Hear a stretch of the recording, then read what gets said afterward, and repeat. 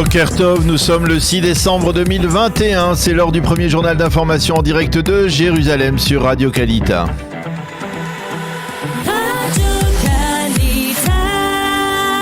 Le journal en direct de nos studios de Jérusalem. Et pour ce journal, depuis les studios Kalita, on retrouve Daniel Haïk. Daniel, bonjour.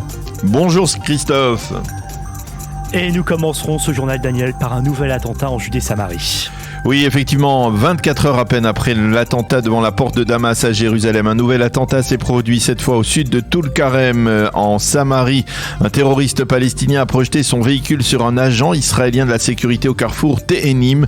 Il l'a sérieusement blessé. Un autre agent de la sécurité qui a assisté à la scène a tiré en direction du terroriste et l'a neutralisé.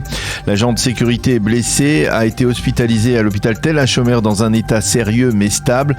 Le président du conseil régional de Samarie, Yossi Dagan, a appelé le gouvernement à tirer les leçons de la réactivité rapide et ferme des agents de la sécurité. C'est ainsi que l'on peut vaincre le terrorisme, a-t-il déclaré, en allant au-devant des agresseurs et en les éliminant. Fin de citation.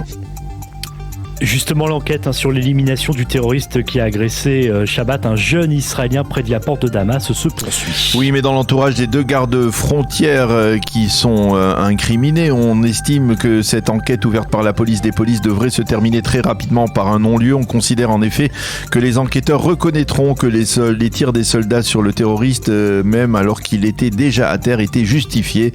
En attendant, les deux soldats ont rendu visite hier au jeune Israélien qui a été poignardé. Ensuite, ils ont repris leur poste dans les patrouilles des gardes-frontières à Jérusalem. Leur arme qui avait été confisquée leur a été restituée hier. On passe à présent au dossier iranien et avec le départ hier soir du chef du Mossad, David Barnea, à Washington. Oui, David Barnea va tenter de convaincre ses homologues de la CIA et les plus hauts fonctionnaires de l'administration Biden de la nécessité de durcir le ton face à Téhéran. L'objectif principal sera de persuader les Américains d'envisager avec Israël une opération militaire contre des cibles nucléaires iraniennes. Pour l'instant, on a du mal à imaginer l'administration Biden donner suite à une telle requête. Hier, Naftali Bennett a affirmé que l'Iran devait commencer à payer le prix pour ses violations dans la course nucléaire. À noter que le ministre de la Défense Benny Gantz rejoindra David Barnea à Washington et pour la même raison, bien entendu, donc pour des négociations avec les Américains, et ce en fin de semaine. Une délégation des Émirats Arabes Unis entame aujourd'hui une visite inattendue à Téhéran. Oui, c'est une visite qui préoccupe grandement les Israéliens qui assistent à une forme de rapprochement entre l'Iran et les Émirats. En Israël, on explique ce rapprochement par l'apparente faiblesse de l'administration Biden et l'on considère que si cette faiblesse devait se poursuivre, alors les Émirats pourraient jouer sur tous les tableaux diplomatiques, comme le fait par exemple le Qatar en développant ses relations avec les Iraniens sans pour autant se couper des Américains. Revenons en Israël avec la reprise du procès de Nir Efetz.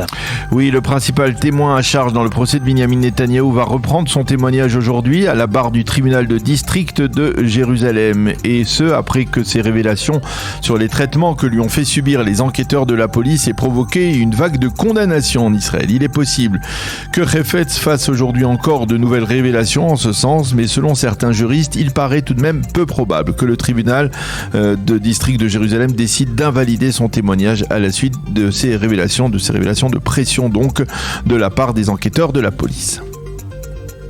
Et puis un mot de l'épidémie de Covid-19 avec le variant Omicron qui semble s'imposer en Israël. Oui, au sein du cabinet restreint de lutte contre le coronavirus, on est inquiet par l'augmentation du nombre de malades qui ont contracté le nouveau variant, en Afrique du Sud en particulier. Autre source de préoccupation, les données en provenance de Grande-Bretagne qui font état de taux relativement élevés de positivité comme cela s'est produit en Afrique du Sud.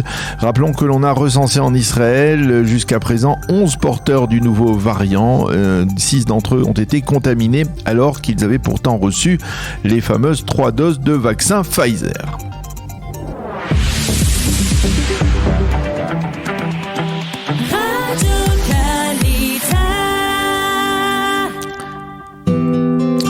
Une page météo pour clore ce premier journal d'information. Le temps sera normal pour la saison. Idem pour les températures. Il fera aujourd'hui 18 degrés à Jérusalem, 22 à Tel Aviv et 26 degrés à Eilat.